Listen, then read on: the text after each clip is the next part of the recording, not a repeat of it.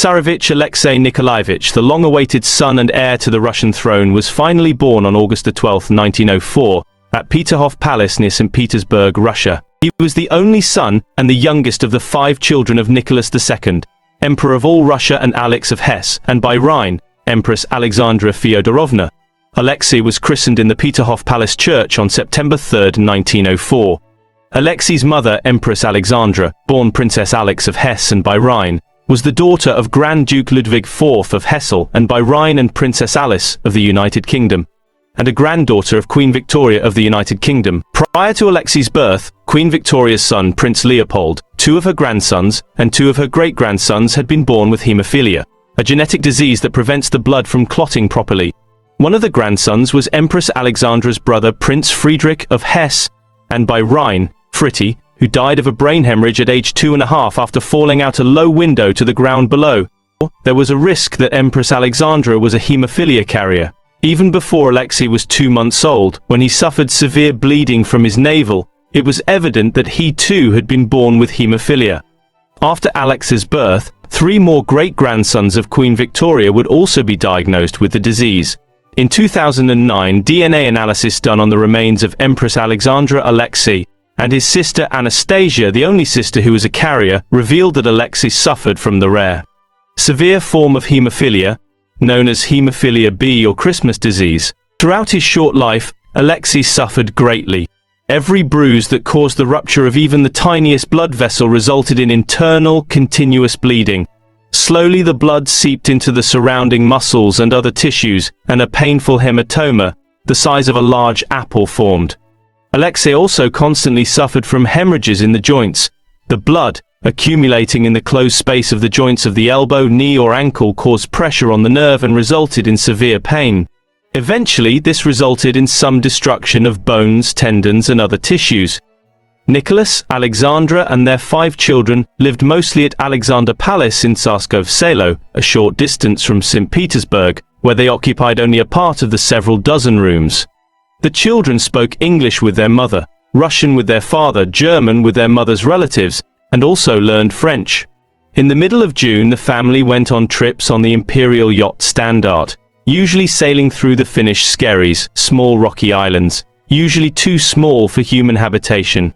During the summer, the family would spend some time at Levadia Palace in the Crimea on the Black Sea. There the family bathed in the warm sea, built sandcastles, and sometimes went out into the city to ride or walk through the streets and visit shops. They could never have such freedom in St. Petersburg, where their appearance would create a big commotion. The reign of Nicholas II would see the first Russian constitution in 1906, which established a parliament of sorts, but his reign also saw a steady decline in his popularity and support. Nicholas' decision to fully mobilize the Russian troops in 1914 led to Russia's entrance into World War I. By 1917, his authority had diminished, and on March 15, 1917, he was forced from the throne. He formally abdicated for himself and Alexei, making his younger brother Michael the new emperor.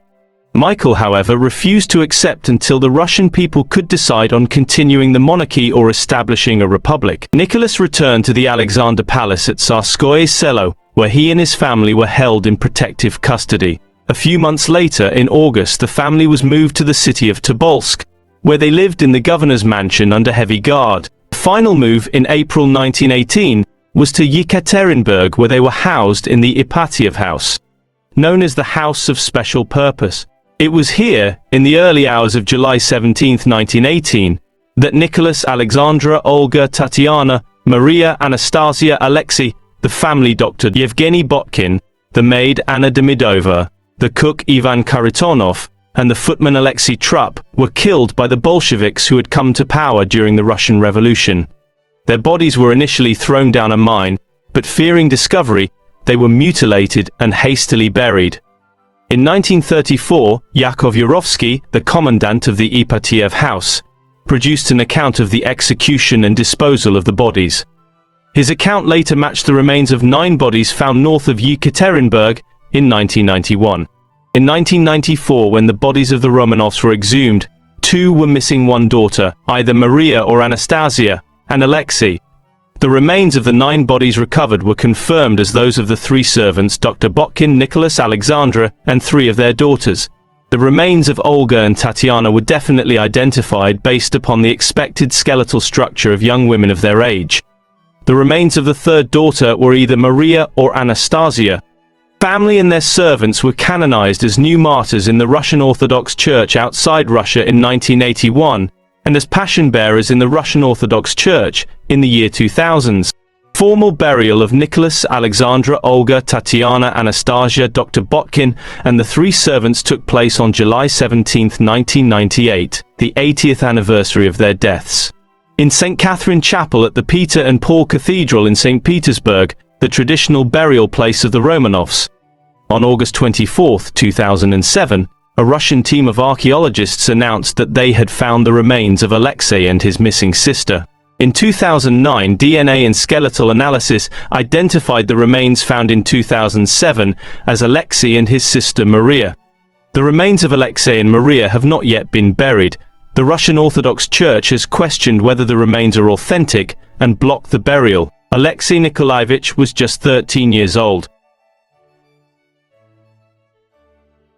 If you enjoy this video, be sure to subscribe, like, and share my videos to many other history nerds like myself.